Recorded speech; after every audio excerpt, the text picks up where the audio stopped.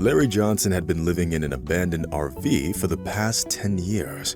Sure, it wasn't exactly his dream home, but it was still better than nothing. Larry had recently turned 65, so he was considered an old-timer among other people living on the street.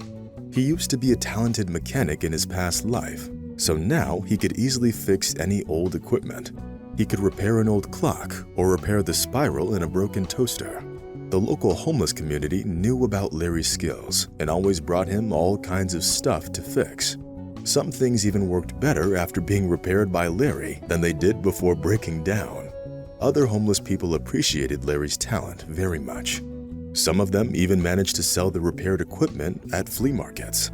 The homeless people seemed to be fair and honest because whenever they managed to sell something, they gave half of the proceeds to the elderly repairman. That was Larry's life. He didn't think about tomorrow, nor did he look back at the past. Of course, deep down, the man dreamed of a very different life, which didn't involve homeless people and the pungent smell of the city landfill. Unlike the vast majority of the homeless people, Larry couldn't stand alcohol, and if he did drink a shot or two, it was solely for medicinal purposes. This inspired respect in other homeless people, who all treated Larry very warmly. They found it very reassuring to see a man who didn't give up after ending up on the street and didn't lose self-respect, but continued to deal with all the hardships life threw at him. One warm July morning, a homeless man named Frank brought Larry an old TV set he had found in the trash cans. "Here, it's almost intact, but it's very old."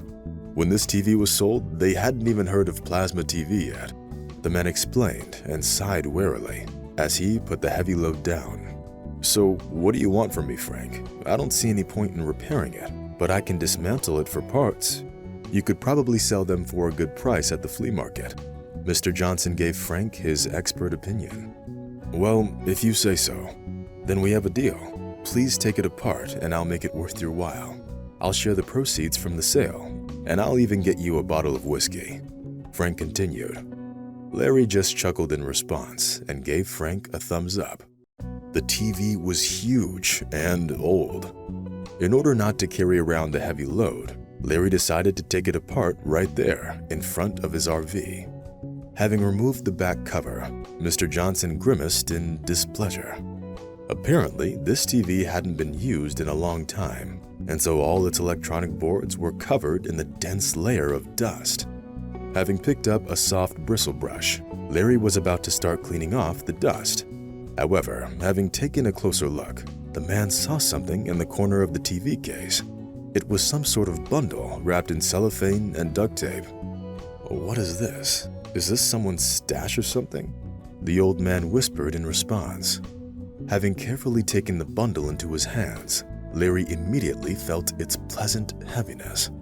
Burning with impatience, the man tore open the package and several gold rings and brooches fell on the floor with a melodious ringing.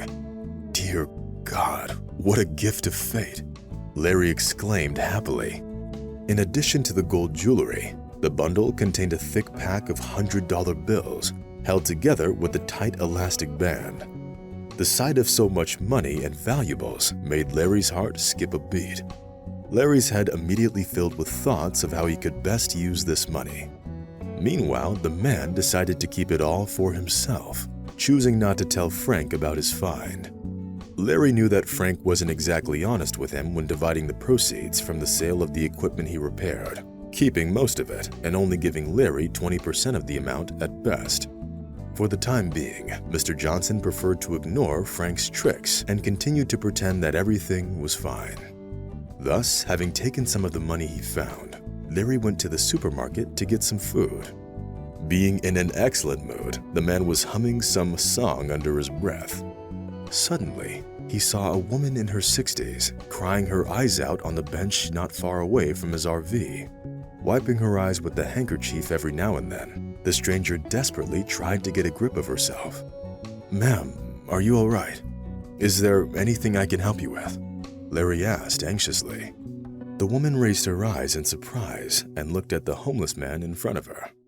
Despite the fact that Larry tried to take care of himself and wash his clothes, his appearance still made his lifestyle painfully obvious. "Thank you, but I don't think there is anything you can do to help me.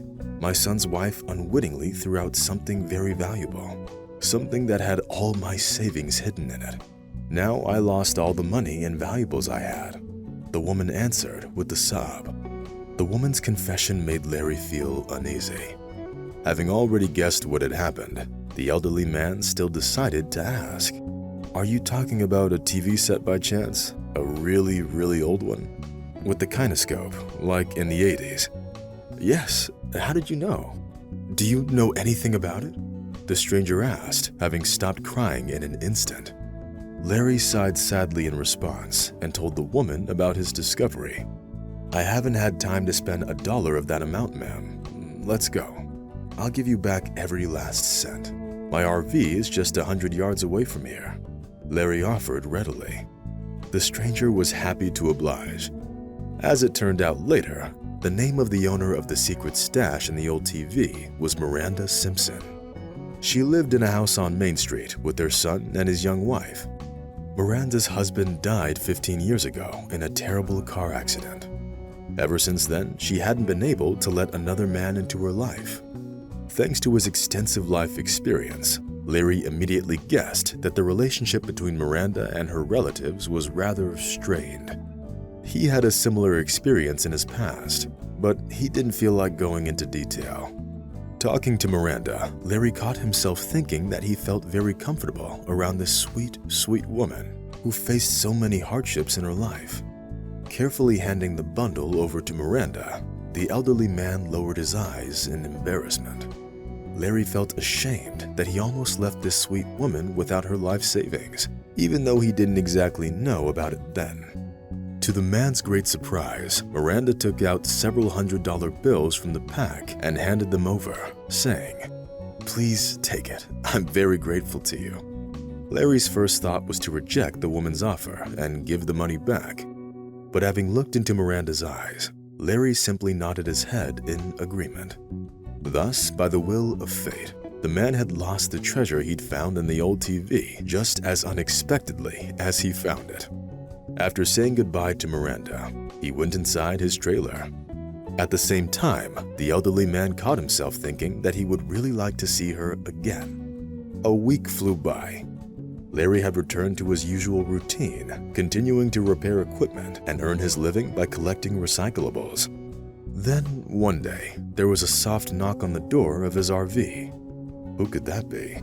Larry muttered, rather annoyed. But when he opened the door, he gasped in surprise. Miranda Simpson stood in the doorway with the plastic bag in her hands. "Here, take this, Larry. It's for you. I baked it myself," the woman whispered, feeling rather embarrassed by her own boldness. "Wow, it smells delicious," Larry exclaimed in delight as he made a loud sniffling sound. "There's a chicken pie, an apple pie, and a bottle of homemade lemonade in the bag." Larry couldn't even remember the last time he had such a delicious dinner. While the hungry man worked diligently with his jaws, Miranda sat next to him and looked at her friend with undisguised concern. When Larry finally finished his dinner, the woman told him why she came over. "The thing is, I need your advice. You seem like an experienced man, and you obviously know a lot about things.